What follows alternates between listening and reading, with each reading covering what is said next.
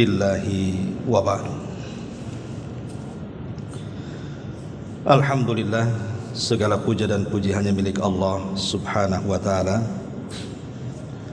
Salawat dan juga salam kita hadiahkan kepada Rasul kita Nabi besar Muhammad sallallahu alaihi wa ala alihi wasallam. Kita lanjutkan kajian kita, masih membahas kitab 175 Jalan Menuju Surga, dan kita masuk pada poin yang ke-11. Merupakan hak bagi Allah untuk meridhoinya pada hari kiamat. Di sini pengarang membawakan sebuah hadis dari Nabi sallallahu alaihi wasallam, hadis yang dikeluarkan Imam Ahmad dan dihasankan oleh Al-Allamah Ibnu Baz dalam kitabnya Tuhfah Al-Akhyar.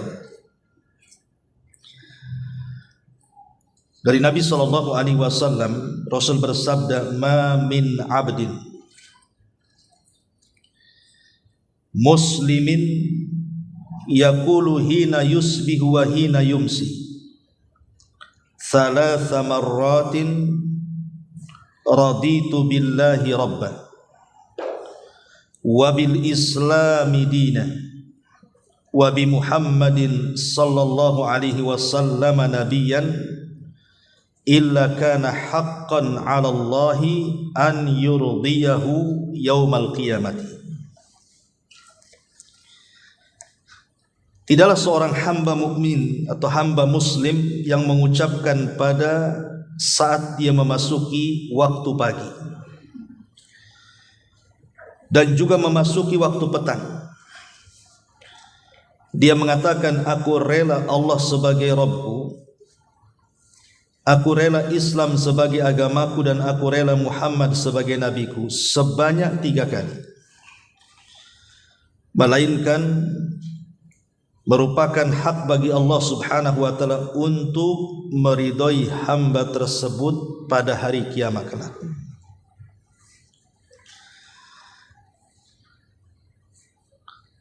Taib, ma'asyiral muslimat yang dimuliakan Allah subhanahu wa ta'ala, poin ke-11 ini menjelaskan kepada kita tentang satu zikir yang kalau bisa jangan pernah ditinggal, baik di pagi ataupun di petang hari, karena manfaatnya luar biasa. Jadi ibu kalau baca pagi-pagi habis subuh atau sore hari setelah asar atau setelah maghrib, ibu baca raditu billahi rabbah wa bil islami dina wa bi Muhammadin nabiyyan, cukup 3 kalimat ini. Aku redha Allah sebagai Rabbku, Islam sebagai agamaku, dan Muhammad sallallahu alaihi wasallam sebagai nabiku. Maka Allah subhanahu wa ta'ala akan meridhoi kita kelak pada hari kiamat. Bahkan dalam riwayat yang lain disebutkan dalam hadis Abi Sa'id Al-Khudri radhiyallahu an,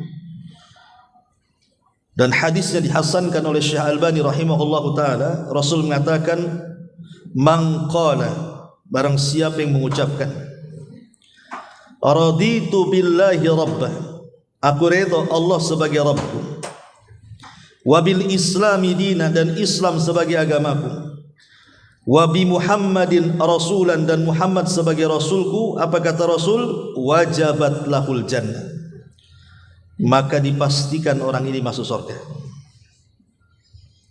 Lihat pada hadis yang kita baca dalam kitab ini, Allah akan redha kepada kita pada hari kiamat.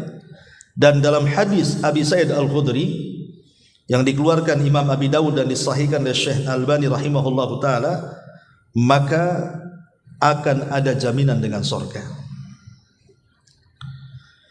Karena lafaz ini juga bukan hanya dibaca di pagi ataupun di sore hari saja. Terkadang disyariatkan juga apabila ibu mendengar azan. Jadi ibu kalau dengar azan, kata Nabi SAW dalam hadis Muslim, man qala hina yasma'ul muadzin, barang siapa yang mengucapkan ketika mendengar muadzin setelah azan, asyhadu an la ilaha illallah wahdahu la syarika lah wa anna Muhammadan abduhu wa rasuluh, kemudian raditu billahi rabba wa bi Muhammadin rasula wa bil islami dina ghufira lahu dzambu, maka siapa yang mengucapkan asyhadu an la ilaha illallah wahdahu la syarikalah, aku bersaksi bahwa tidak ada sembahan yang berhak disembah kecuali Allah yang tidak ada sekutu dengannya, wa anna Muhammadan abduhu wa rasuluh, dan Muhammad adalah hamba Allah dan rasulnya, raditu billahi rabba, aku redha Allah sebagai Rabbku, wa bi Muhammadin rasulah, dan Muhammad sebagai rasulku, wa bil islami dina, dan Islam sebagai agamaku. Apa kata Rasul? Ghufira lahu dzambu, maka dosa-dosanya akan diampuni. Jadi zikir ini juga dibaca dan dianjurkan setelah mendengar azan. Termasuk juga dianjurkan dibaca sebelum tidur. Kata Nabi SAW dalam hadis Bara bin Azib radhiyallahu an, Nabi mengatakan, idza ataita madja'aka fatawadda wudu'aka lis-shalah, apabila anda menuju pembaringan kemudian berwudu seperti wudunya salat, thumma taji ala syikil aiman, kemudian tidur berbaring ke arah kanan, thumma qul, kemudian katakan olehmu, Allahumma aslamtu wajhi ilaika, ya Allah aku serahkan wajahku kepadamu, wa fawwadtu amri ilaika, aku serahkan seluruh urusanku kepadamu, wa alja'tu dhahri ilaika, aku serahkan punggungku kepadamu, raghbatan wa rahbatan ilaika, harapan dan takut hanya milikmu, la malja'a wa la manja minka ilaik, tidak ada tempat berlindung dan tempat selamat kecuali kepadamu. Di sini syahidnya, Allahumma amantu bi kitabika alladhi anzal, ya Allah aku beriman dengan kitabmu yang kau turunkan, itu sama dengan wabil islami dina, wa bi nabiyyika alladhi arsal, dan dengan nabimu yang kau utus, itu sama dengan Muhammad nabiyan wa rasulah. Kata Nabi SAW, kalau ibu baca doa ini sebelum tidur, kemudian ibu tidur, Allah takdirkan ibu meninggal, maka kata Rasul, mitta alal fitrah, maka ibu meninggal di atas fitrah, artinya tidak punya dosa, husnul khatimah. Tetapi wa in asbahta ala khair, tapi kalau ibu dibangunkan tidak meninggal, tidak jadi meninggal, maka ibu akan dibangunkan dalam kondisi baik. Lihat tuh. Makanya zikir itu jangan dianggap remeh, karena menentukan husnul khatimah atau sul khatimah. Jadi kalau sebelum tidur baca doa ini, maka ibu akan selamat hidupnya, baik ketika Allah wafatkan atau ketika Allah hidupkan kembali. Taib, kita bahas fokus kepada hadis yang kita bahas ini. Di sini Nabi SAW mengatakan bahwa di antara zikir yang dianjurkan untuk membaca raditu billahi rabba wa bil islami dina wa bi Muhammadin nabiyya wa rasulah, itu dibaca di waktu pagi dan petang, selepas subuh sampai terbit matahari, atau selepas asar, atau selepas maghrib sampai isya. Lah kenapa kemudian demikian dahsyatnya lafaz ini sampai Allah Subhanahu wa taala berikan jaminan kepada kita surga, bahkan Allah Subhanahu wa taala akan berikan keredhoannya kepada kita. Ingat, kalau Allah sudah redha, selesai urusan. Tapi kalau Allah sudah murka, tidak selesai urusan. Lihat Nabi Adam, Ketika Allah Subhanahu wa taala tidak redha kepada Adam karena memakan buah larangan, Allah usir Adam dari surga. Tapi nanti pada hari kiamat, setelah masuknya manusia ke dalam surga dari umat Rasul, salah satu yang diminta orang-orang penduduk surga itu, apa mereka meminta? Ya Allah, berikan keredhoanmu kepada kami, agar jangan engkau murka lagi kepada kami. Karena jika Allah murka kepada penduduk surga, maka nasibnya sama dengan Adam alaihi salam. Bisa saja diusir lagi dari surga, kan begitu. Artinya kemudian Allah Subhanahu wa taala langsung memberikan keredhuan kepada penduduk surga. Ketika itu yang diberikan, maka penduduk surga tidak akan pernah keluar dari surga. Jadi redha itu penting. Makanya jiwa-jiwa yang tenang saat meninggal itu, apa kata Allah? Ya ayyatuhan nafsul mutmainnah irji'i ila rabbiki radiyatan mardiyah.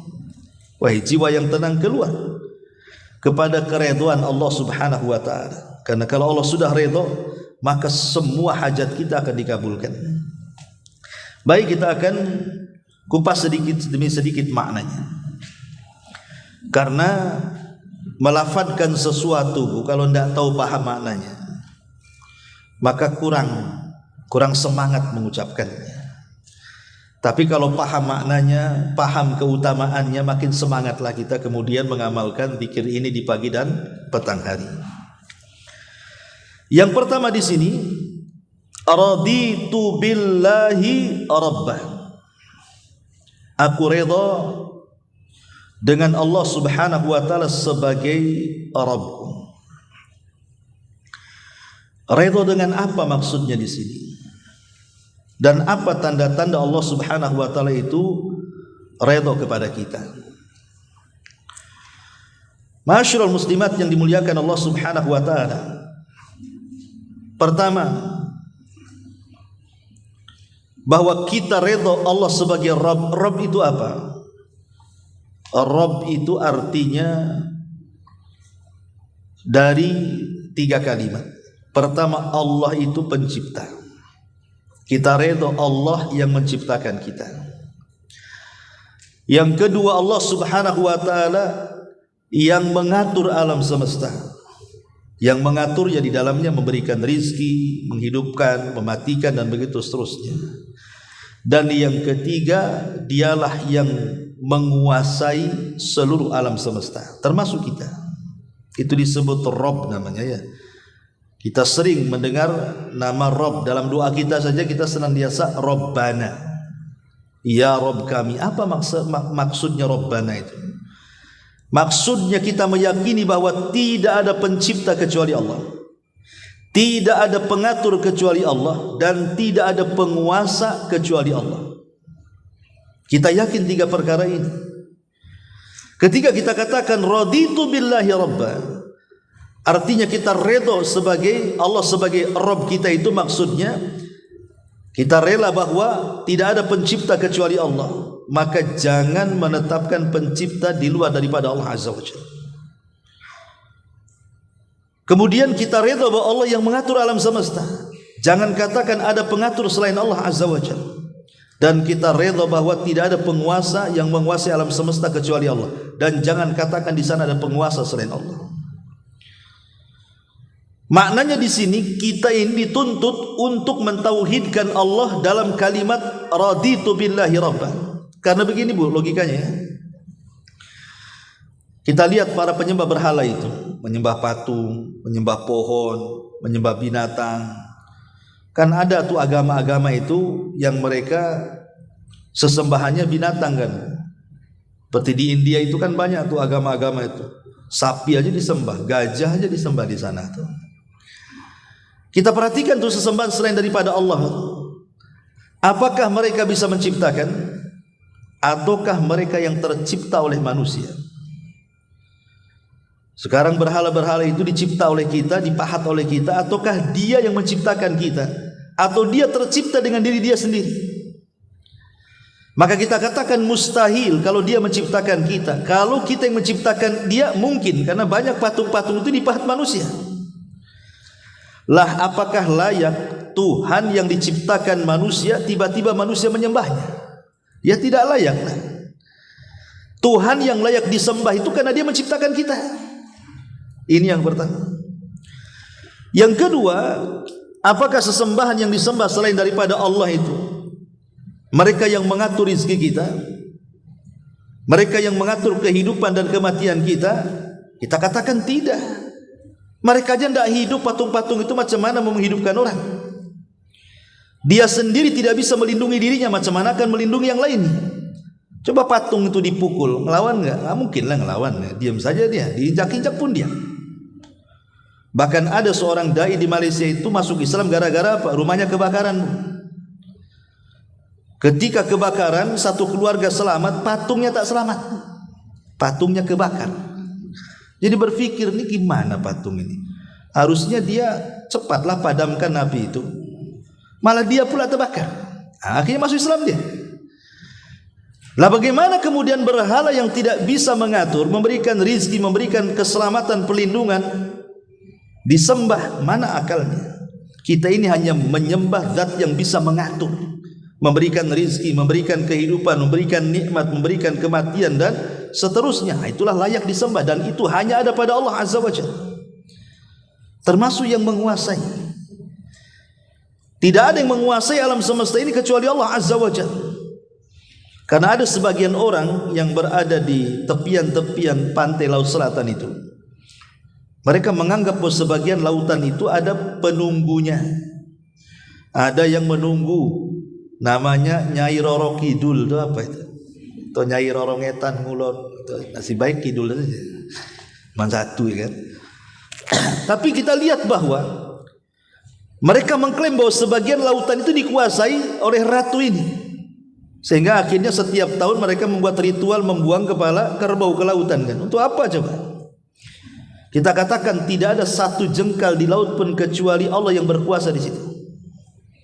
Maka zat yang berkuasa terhadap alam semesta sudah layak untuk disembah. Makanya kita katakan raditu billahi robba, karena dia yang menciptakan, dia yang mengatur, dia yang menguasai, maka sudah selayaknya kita redha dengan Allah Azza wa Jalla. Karena tiga soalan ini Bu, raditu billahi rabba wa bil islami dina wa bi Muhammadin nabiyya wa rasulah. Kenapa penting kita pahami maknanya?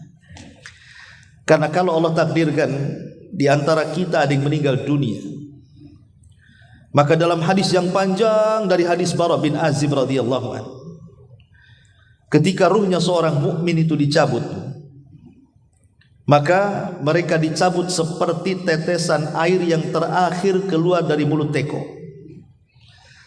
Kan pamannya ada teko tuh, ibu tahu teko kan? Itu kalau banyak airnya Bu, itu kalau ditumpah itu kan kencang tuh airnya tuh. Tapi kalau tinggal satu tetes, kemudian tekonya dibalik begini, maka dia akan mengalir tenang sampai kemudian ujung mulut teko, baru dia gantung sebentar kemudian netes. Lah ruhnya seorang mukmin ketika dicabut seperti itu tuh, seperti tetesan air yang terakhir dari mulut teko, halus ya, dari jari jemari dulu terus sampai ke tenggorokan. Karena kalau orang meninggal itu ruh keluar dari mulut. Ketika ruh itu keluar dari mulut, nanti matanya mengikutinya. Makanya setiap orang yang meninggal pasti melotot. Lah di situ disunahkan untuk ditutup matanya supaya tidak menakutkan. Lah ketika ruh itu dicabut oleh malakul maut, maka sudah ada malaikat yang lainnya yang disebut dengan rusulul maut, sudah menyiapkan kain kafan dari sorga, minyak wangi dari sorga. Kemudian semata-mata ruh dicabut oleh malakul maut, langsung diambil oleh rusulul maut, kemudian dikafani dari kafan dari sorga dengan bebauan yang harum sampai semerbak wanginya membumbung sampai ke langit. Jadi semua malaikat yang di langit bertanya, ini ruhnya siapa? Kok harum sekali? Akhirnya kemudian ruh itu akan dibawa malaikat sampai ke langit ketujuh. Kemudian berjumpa dengan Allah Azza wa Jalla. Kemudian Allah katakan, kembalikan ruhnya ke dalam jasadnya, catatannya naikkan ke tempat yang paling tinggi di sorga yang disebut dengan Illiyin. Lah ketika ruh itu kemudian balik ke jasadnya di kuburan, ingat di kuburan itu yang jadi patokanlah ruh, jasad itu ikut. Kalau di dunia kan yang jadi patokan jasad, ruh itu ikut.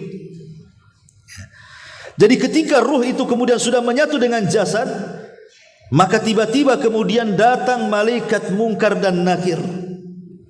Disinilah dia akan ditanya 3 soalan. Soalannya ini, raditu billahi rabba wa bil islami dina wa bi muhammadin nabiyya wa rasulah. Apa kata malaikat mungkar? Man rabbuk? Siapa Rabb?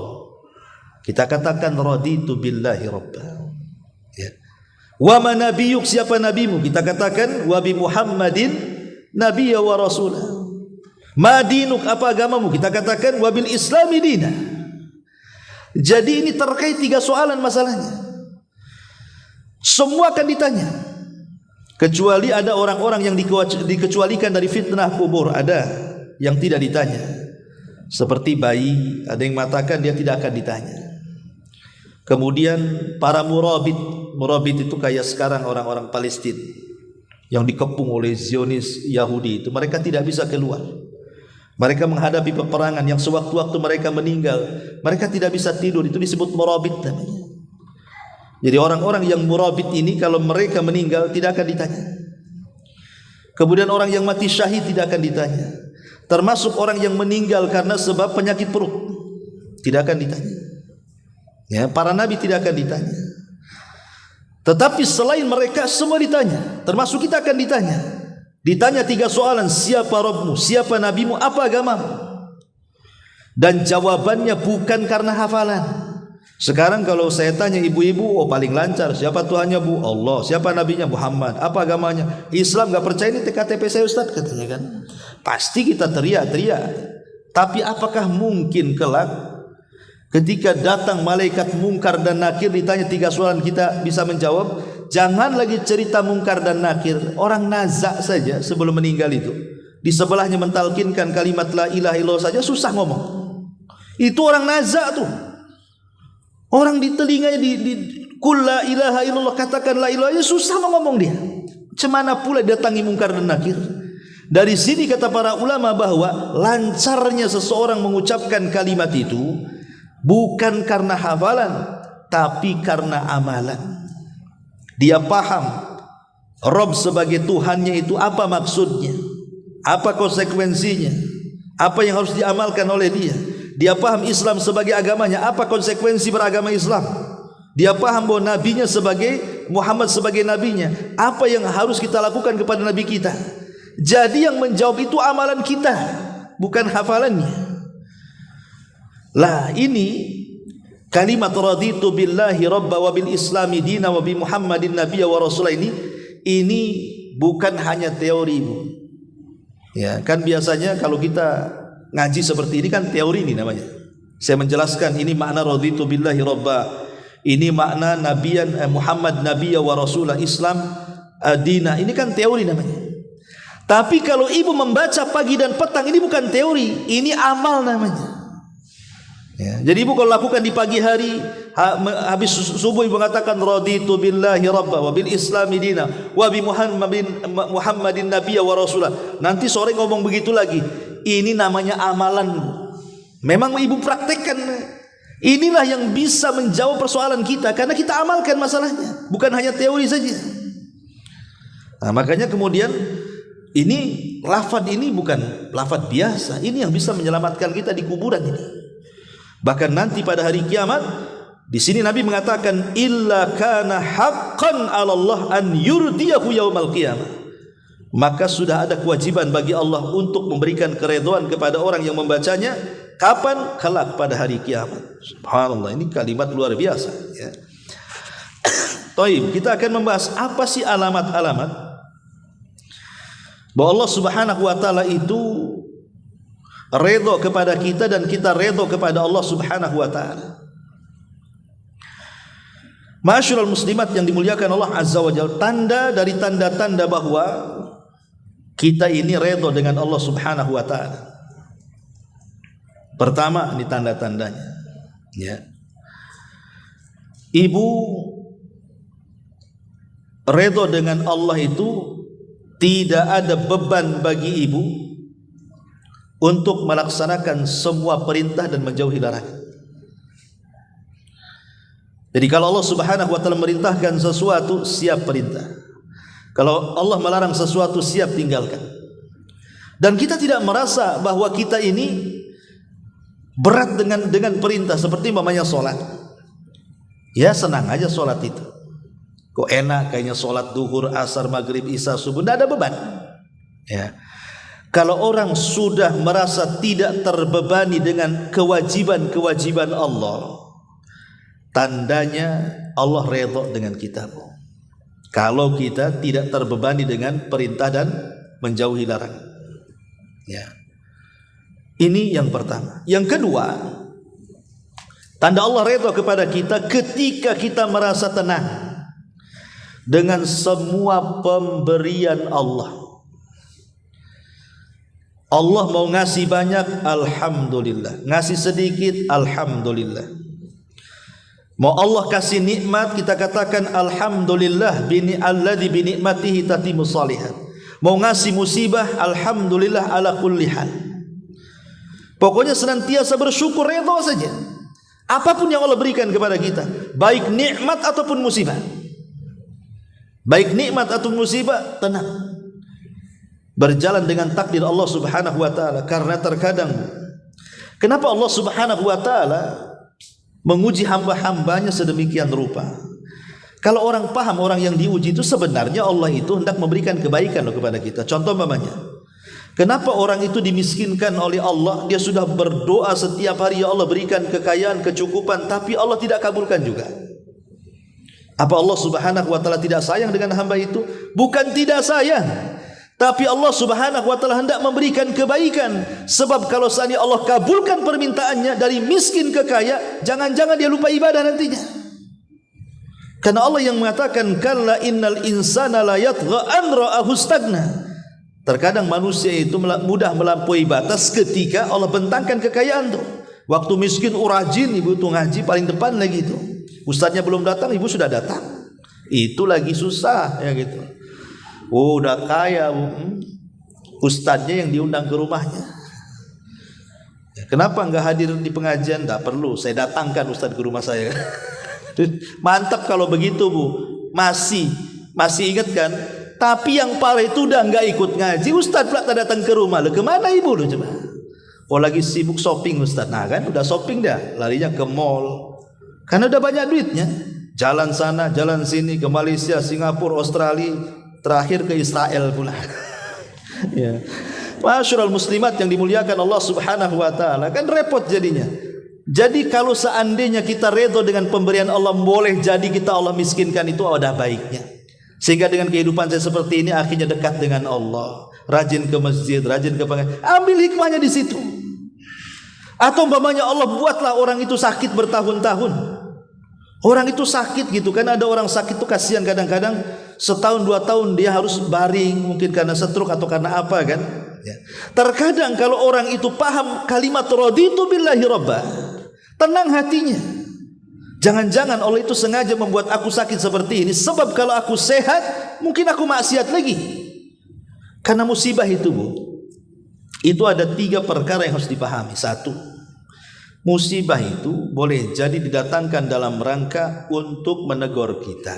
Mungkin dulu kita banyak maksiat, akhirnya kemudian supaya berhenti maksiat dikasihlah kita sakit.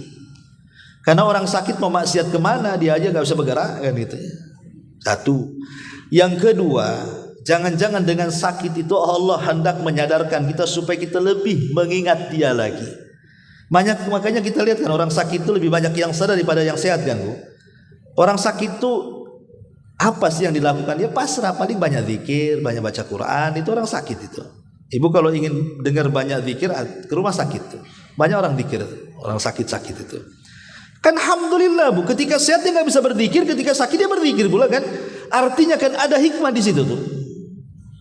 Kemudian yang ketiga, di situ justru tempat berdoa. Kalau orang sakit itu pasti doanya mustajab. Karena Allah yang mengatakan amma yujibul muttarra idada. Siapa lagi yang akan mengabulkan orang yang kesulitan, kesusahan itu? Orang sakit itu kondisi susah. Kalau dia berdoa itu mustajab. Kesempatan dia doakan anaknya supaya sukses, doakan anaknya supaya diluaskan rizkinya, didoakan supaya keluarganya sadar. Itu kan mustajab itu doanya orang sakit itu. Jangan doa kepada dia saja minta kesembuhan, selain daripada minta kesembuhan, itu waktu mustajab doa. Doakan juga anaknya, orang tuanya, keluarganya. Itu waktu mustajab sebenarnya. Jadi sebenarnya kalau kita paham raditu billahi rabba, aku redha Allah sebagai Rabbku, pasti dia akan redha dengan semua pemberian Allah Azza wa Jalla. Bahwa apapun yang Allah berikan sedikit banyak pasti ada maslahat di dalam, pasti ada kebaikan, tidak mungkin tidak. Cuman kadang-kadang apa yang kita anggap jelek itu kita anggap jelek semua, padahal yang kita anggap jelek itu rupanya baik di sisi Allah. Atau yang dianggap kita baik itu baik semua, tidak. Terkadang yang kita anggap baik itu jelek pula di hadapan Allah Azza wa Jalla. Maka yang kedua, raditu billahi rabba, redalah dengan semua pemberian Allah Subhanahu wa taala. Mau dikasih rezeki banyak, alhamdulillah. Mau sedikit, alhamdulillah. Dan yang ketiga, redha bi aqdarillahi azza wa jalla. Redha dengan takdir. Kalau tadi kan dengan rezeki, redha dengan takdir. Yang namanya takdir itu kadang baik, kadang jelek. Tidak semua takdir itu baik dan tidak semua takdir itu jelek. Kadang-kadang Allah pergilirkan tuh. Kadang-kadang jelek, kadang-kadang baik. Hari ini kadang-kadang baik, bahagia, besok pula jelek, menangis. Ya, hari ini kadang-kadang jelek pula takdirnya, umpamanya sempit rezekinya, besok pula takdirnya baik, diluaskan pula rezekinya. Itulah manusia seperti itu. Kadang-kadang hari ini takdirnya baik, sehat lah kita bangun itu, enak kali bangun itu. Besok pula pegang-pegang pinggang, pegang sakit di sana, sakit sini. Ya, begitu takdir itu kan. Lah semua kita harus redha. Redha. Karena redha itu juga puncak daripada syukur. Redha itu puncak daripada syukur. Kalau kita redha, tenang menghadapi semuanya. Lah itu alamat kalau Allah Subhanahu wa taala redha kepada kita. Adapun apa sih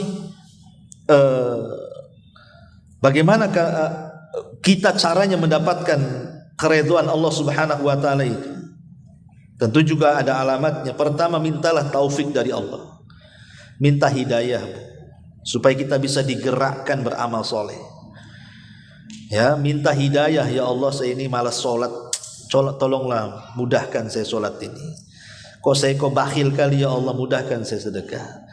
Ya Allah kok saya keras kali hati ini, ya Allah lembutkan hati saya. Terus begitu minta kepada Allah supaya kita diberikan taufik, karena taufik inilah hidayah yang tidak ada jualnya. Ini Allah yang kasih. Ya. Kemudian yang kedua, ketika kemudian kita berdoa kepada Allah Subhanahu wa taala, jangan pernah bosan-bosan. Kalau Allah Subhanahu wa taala sudah takdirkan ibu diijabah, itu tandanya Allah ridha. Karena salah satu tanda Allah ridha itu doa-doa kita diijabah. Makanya untuk mendapatkan keridhaan Allah terus berdoa sampai Allah kabulkan. Dan jangan katakan ya Allah saya sudah sering berdoa kok nggak dikabul-kabulkan. Justru kalau ngomong gitu nggak dikabulkan tuh. Ya.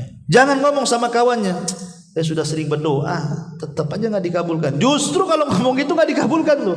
Itu namanya istijal namanya.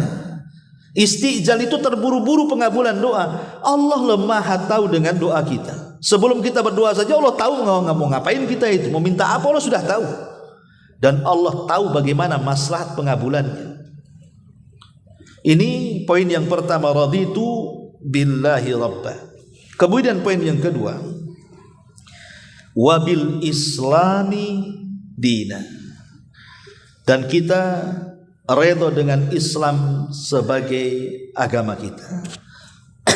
Artinya begini, agama Islam ini adalah agama, pertama kita tahu dulu maknanya.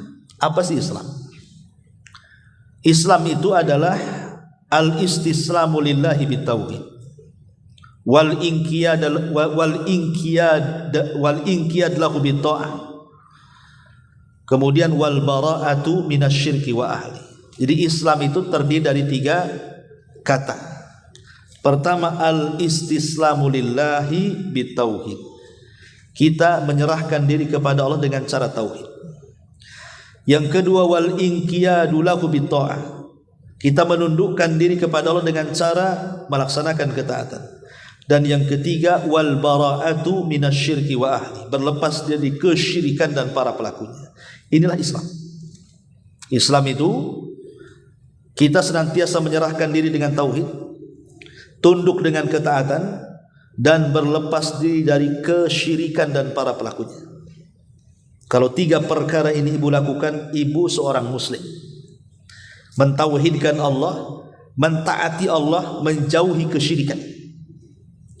Inilah bedanya Islam dengan di luar daripada Islam. Makanya saya katakan, kalau ada orang liberal, mereka mengatakan semua agama sama. Islam sama dengan Yahudi, Yahudi sama dengan Nasrani. Orang ini tidak paham makna Islam. Makna Islam itu adalah agama penyerahan dengan tauhid, ketundukan dengan ketaatan, dan berlepas dari kesyirikan. Lah sekarang agama Nasrani, tauhid atau syirik?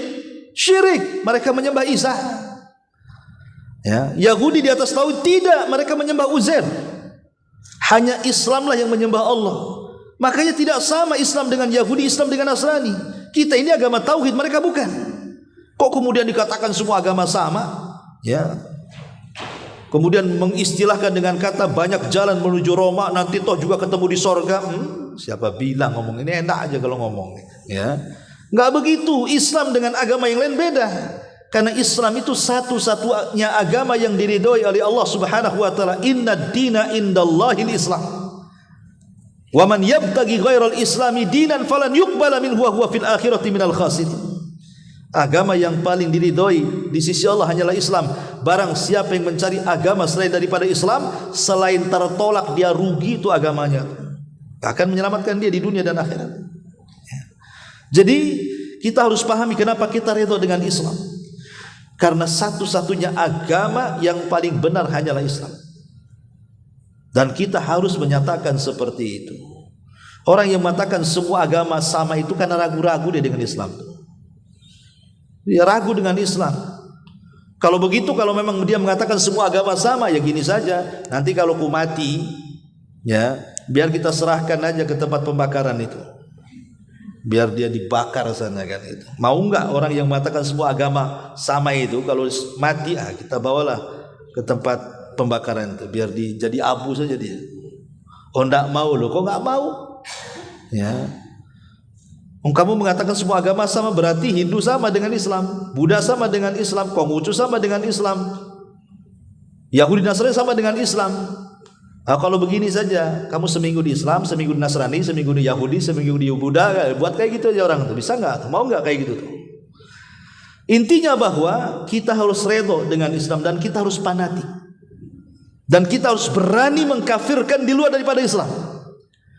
Ketika Allah Subhanahu wa taala mengatakan lam yakunil ladzina kafaru min ahlil kitab, Allah katakan ahli kitab itu kafir, maksudnya Yahudi Nasrani, maka kita katakan Yahudi kafir, Nasrani kafir. Kenapa? Allah yang mengkafirkan kok. Kita kan tidak boleh mengkafirkan kecuali kafirkan. Ketika Allah mengatakan Yahudi kafir, kita katakan kafir. Ketika Allah mengatakan Nasrani kafir, kita katakan kafir. Ketika Allah mengatakan tidak kafir, baru kita diam. Karena kita hanya mengkafirkan yang Allah kafirkan. Muncul pula hari ini orang-orang yang tidak berani mengkafirkan orang yang Allah kafirkan. Allah katakan Yahudi kafir, kita katakan jangan dikafir-kafirkan itu saudara kita. Kita haluskan bahasa non muslim. Kok jadi non muslim pula gitu. Allah mengatakan kafir, kita katakan non muslim. Nah dari sini non muslim ini kan banyak. Orang musyrik aja non muslim. Jadi kita katakan ini nggak benar nih keyakinan seperti ini. Maka kita harus fanatik dengan Islam. Islam itu agama yang benar. Selain daripada Islam itu tidak benar, kafir. Selesai. Itulah kalimat wabil islami dina. Dan yang terakhir, wabi Muhammadin sallallahu alaihi wasallam nabiyya. Dan kita harus redha bahwa Muhammad sebagai nabi dan rasul kita. Makna daripada redha dengan nabi kita Muhammad SAW adalah 4 poin yang disebutkan para ulama. Pertama, tasdiquhu fi ma akhbar. Kita harus membenarkan semua yang dihabarkan Nabi. Mau masuk di akal mau tidak, sami'na wa ata'na. Karena Nabi ini terkadang menghabarkan sesuatu yang tidak masuk di akal. Contoh, Nabi menceritakan nanti di akhir zaman ada Dajjal, Kata Nabi, ada Ya'juj Ma'juj, turunnya Isa, ada dukhon di langit, ada matahari terbit dari barat, ada binatang yang keluar dari perut bumi melata dan bisa bicara, ada api yang menggiring manusia dari Yaman sampai ke Syam. Ini kan sesuatu yang tidak masuk di akal. Ini kan perkara gaib. Tapi karena Nabi yang ngomong sami'na wa ata'na, saya percaya ada Dajjal. Kenapa? Nabi yang ngomong kok. Saya percaya ada Ya'juj dan Ma'juj, Nabi yang ngomong. Maka semua yang dihabarkan Rasul jangan dibantah. Kata Rasul, apabila ibu sedang minum, ya, minum kopi, minum teh, tiba-tiba ada lalat nyemplung di situ. Kata Nabi, celupkan lalat itu, buang, minum lagi nggak apa-apa.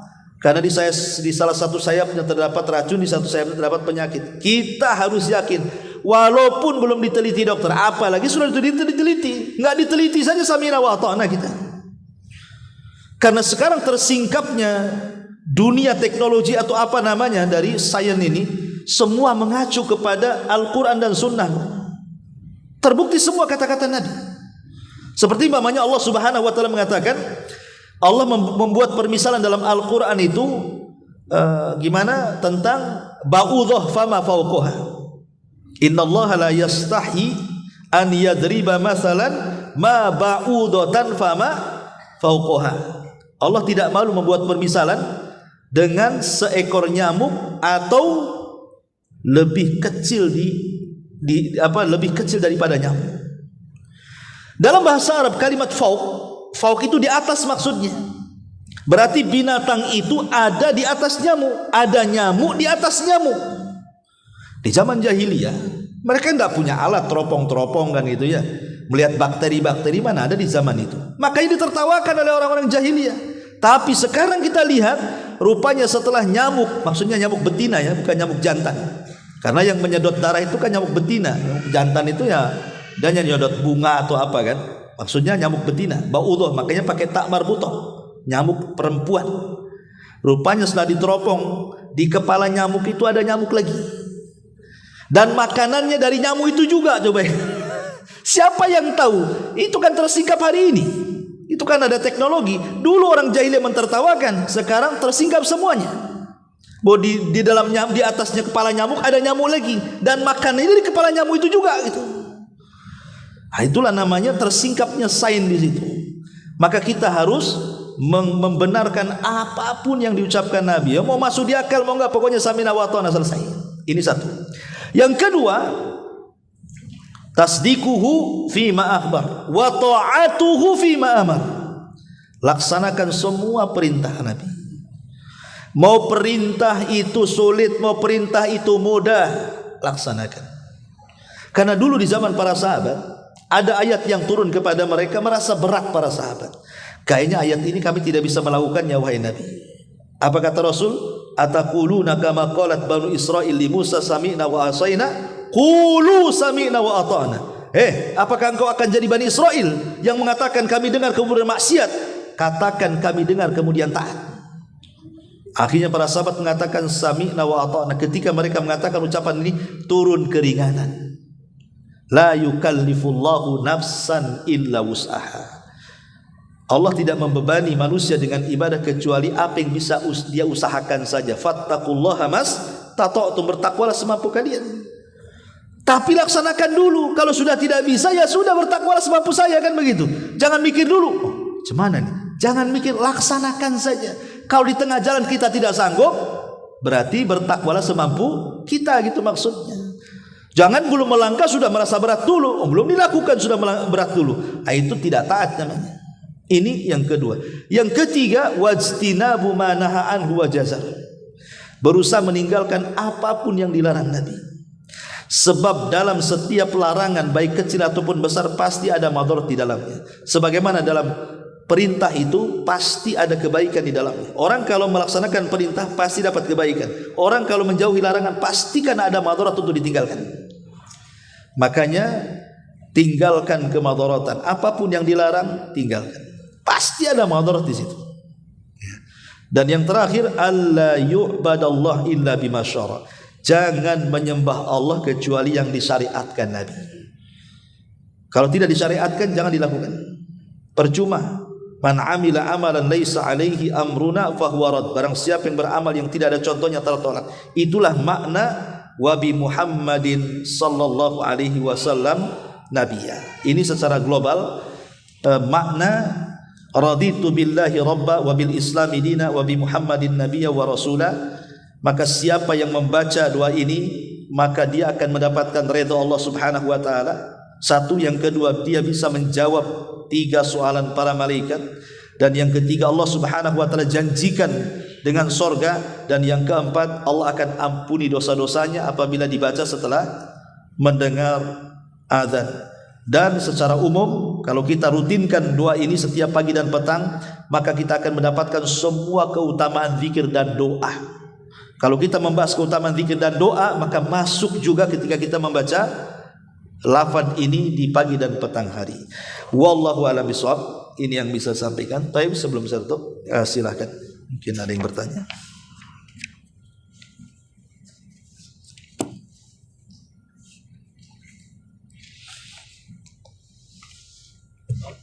Enggak ada?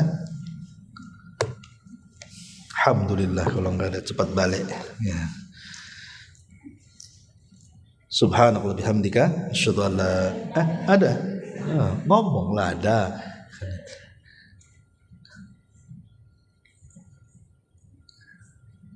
Assalamualaikum warahmatullahi wabarakatuh. Waalaikumsalam warahmatullahi wabarakatuh. Terima kasih waktunya Pak Ustaz. Iya.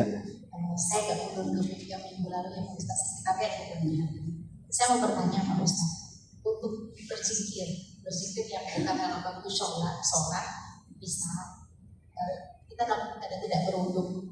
Apakah setiap kita mau zikir kita harus berwudu? Misalnya Pak Ustaz, lagi masak atau lagi di mobil, apakah kita Iya. Kalau kita dalam keadaan tidak berwudu? Iya. Terima kasih.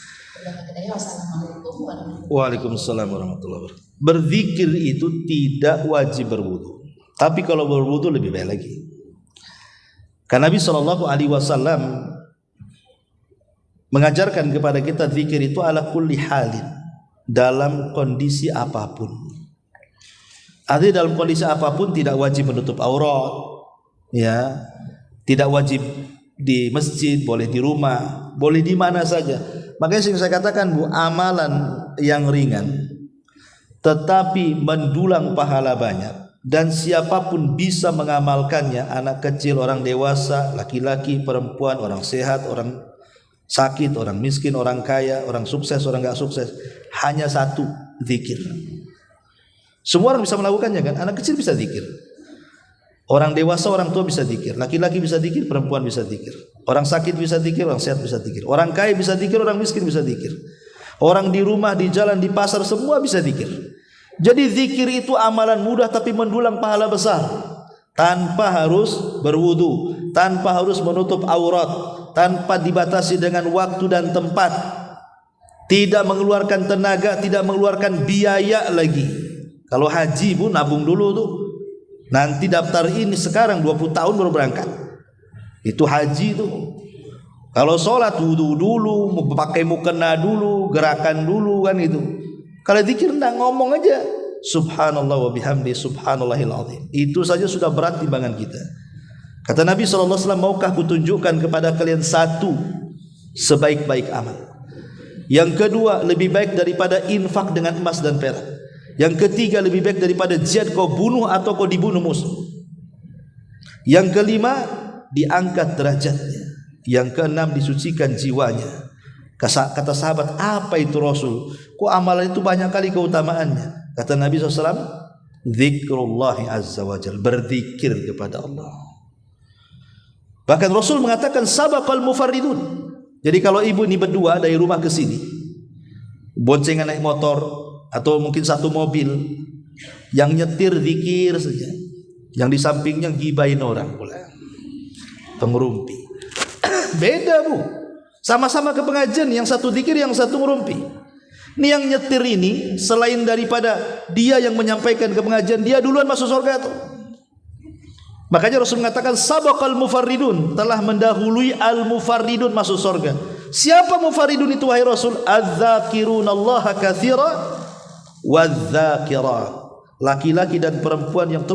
terus berzikir. Jadi sama-sama jalan kaki ke sini, yang satu zikir, yang satu enggak, nih yang zikir masuk surga duluan tuh. Ya, itulah makanya keutamaan orang zikir. Wallahu a'lam.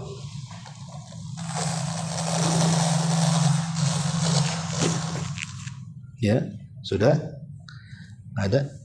Baik. Kalau nggak ada, kita tutup. Waalaikumsalam warahmatullahi wabarakatuh, Pak Ustaz. Waalaikumsalam warahmatullahi Terima kasih atas kesempatan ini. Iya. Ada yang kami tanyakan, Pak Ustaz, selama ini banyak pendapat bahwa katanya kalau untuk berzikir lebih afdol pakai tangan daripada tasbih, itu gimana, Pak Ustaz? Terima kasih. Assalamualaikum warahmatullahi wabarakatuh.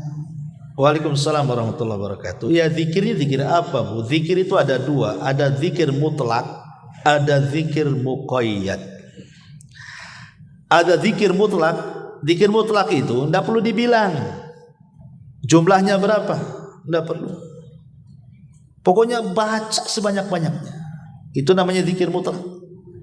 Contoh, ada kasus, Bu. Ada seorang syekh bercerita.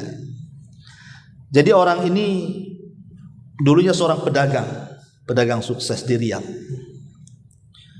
Ya, namanya usaha itu kadang maju, ya kadang mundur, kadang untung, kadang buntung, dah biasa namanya usaha. Tapi kali ini pengusaha ini memang bangkrut sebangkrut-bangkrutnya. Habis modalnya, habis hutang pula numpuk. Stres dia sampai sakit. Jadi dia datang kepada salah satu syekh, salah satu masyayikh, salah satu ulama yang ada di Riyadh sana. Ya, minta nasihat tentang kondisi dia ini yang semakin terpuruk bisnisnya, akhirnya juga kejiwaan juga, malas ibadah dan begitu saja, kayak banyak pikiran kan gitu. Jadi kata syekh ini, dia mengatakan, cobalah engkau amalkan zikir ini gitu. Perbanyak ucapan la haula wala quwata illa billah. Perbanyak ucapkan la haula wala quwata illa billah. Kemudian akhirnya pulang nih. Dan dia terus memulai usaha lagi. Dan setiap detiknya, setiap menitnya, lisannya senantiasa mengucapkan la haula wala quwata illa billah. Mau pagi, siang, sore, malam, pagi, siang, dengan penuh keyakinan bahwa tidak ada yang merubah dalam satu kondisi ke kondisi berikutnya kecuali Allah. Tidak ada yang bisa merubah kemalasan kepada kerajinan kecuali Allah. Tidak ada yang bisa merubah kelemahan kepada kekuatan kecuali Allah. Tidak ada yang bisa merubah kekalahan kepada kemenangan kecuali Allah. Tidak ada yang bisa merubah kebangkrutan kepada kesuksesan kecuali Allah. Dia yakin dengan kalimat la haula wala quwata illa billah. Subhanallah, tidak butuh lama. Bisnisnya naik lagi, meroket, kemudian utangnya. Semua karena Allah. Nah, zikir-zikir yang seperti ini kan tidak perlu pakai bilangan. Baca aja la haula wala quwata illa billah, la haula wala quwata, terus begitu. Ya, sampai delewer itu aja. Banyak tuh. Mulutnya nggak masalah karena zikir kepada Allah kan itu. Tapi ada zikir-zikir muqayyad memang dibilang seperti ba'da sholat. Itu namanya muqayyad, kan sudah jelas tasbih 33, ya takbir 33, tahmid 33, genapkan dengan la ilaha illallah jadi 100. Ataupun boleh 10-10. Kan ini sudah saya jelaskan bilangan-bilangannya. Itu harus dibilang. Apakah perlu pakai tangan ataukah pakai tasbih, kan begitu. Ya jelas Nabi SAW tuntunannya pakai tangan. Tuntunan Rasul itu pakai tangan. Tapi bukan berarti kemudian pakai tasbih itu tak boleh. Kalau hanya dijadikan wasilah menghitung saja tidak masalah. Tapi kalau dijadikan sebuah ibadah itu yang perlu dalil. Tak boleh. Oh harus pakai tasbih, kalau enggak afdol. Enggak boleh. Jadi tasbih itu hanya untuk menghitung saja biar enggak lupa. Gitu aja ya. Tapi jangan kemudian diyakini itu sebuah ibadah. Karena kalau diyakini sebuah ibadah ya harus ada dalilnya. Ya, tapi kalau Nabi SAW tentu jelas dengan tangan dalilnya. Kenapa dengan tangan, Bu? Supaya tangan ini akan jadi saksi pada hari kiamat.